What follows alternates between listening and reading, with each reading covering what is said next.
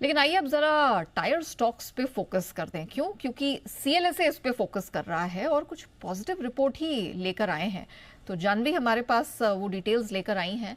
Janvi, tyre stocks भागने की तैयारी में ऐसा सीएलएसए को लगता है? और भाग चुके हैं आज के ट्रेडिंग सेशन में। अच्छा, तो क्या कहा है उन्होंने, जरा बताइए। बिल्कुल एक अच्छी डिटेल रिपोर्ट वो निकालते हुए दिखे। 3 टायर कंपनीज के ऊपर उन्होंने अपनी जो कवरेज है उसकी शुरुआत करी है।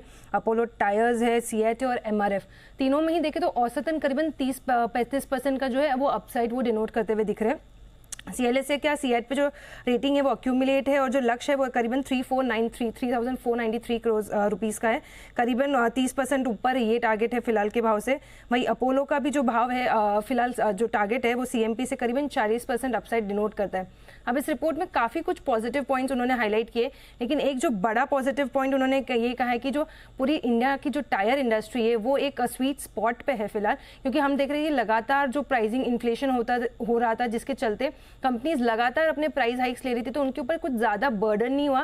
साथ ही साथ रेगुलर कैपेक्स भी कर रही थी, तो जिसके चलते एक स्वीट स्पॉट पे है फिलहाल टायर इंडस्ट्री, ऐसा सीएलएसए का कहना है। और लगातार अपना जो प्रोडक्ट मिक्स है वो पैसेंजर व्हीकल्स के ऊपर शिफ्ट करने से एक बहुत बड़ा फायदा इन कंपनीज को मिला है, जिसके चलते आगे इन कंपनीज का जो प्रॉफिटेबिलिटी है वो बढ़ता हुआ दिखेगा।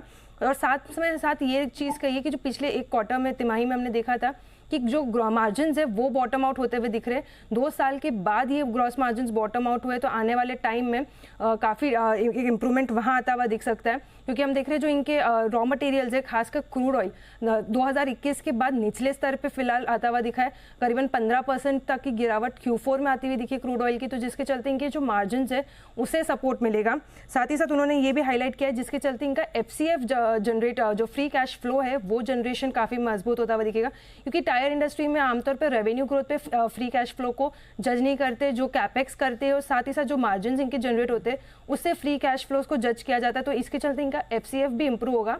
और एक खास बात जो आज के टाइम में जो फिलहाल जो ग्लोबल अनसर्टनिटी है उसके बीच में एक बहुत इंपॉर्टेंट पॉइंट है कि जो इतना भी इंडिया में डोमेस्टिक टायर मैन्युफैक्चर होता है वो लगभग पूरा ही इंडिया की डिमांड को फुलफिल करने के लिए यूज होता है, क्योंकि इन टायर कंपनीज का जो एक्सपोजर है ग्लोबली वो सिर्फ 8 से 15% है। तो ये काफ़ी एक बहुत बड़ा पॉजिटिव है आज के टाइम में जब टैरिफ्स का एक जो उल्टी तलवार है वो लटकी हुई है, तो उस बीच में एक बहुत पॉजिटिव पॉइंट है।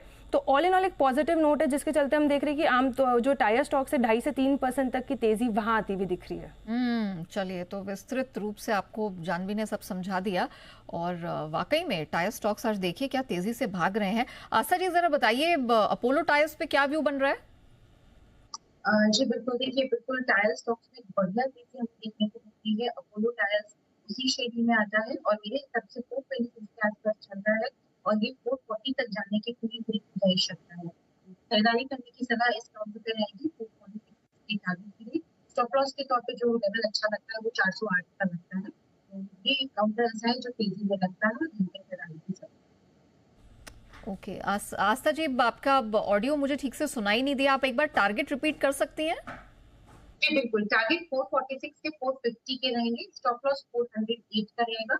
नई पोजीशंस भी क्रिएट की जा सकती है, लिया हुआ है तो भी होल्ड करना है। 446 से 450 के टारगेट्स के लिए अपोलो टायर्स।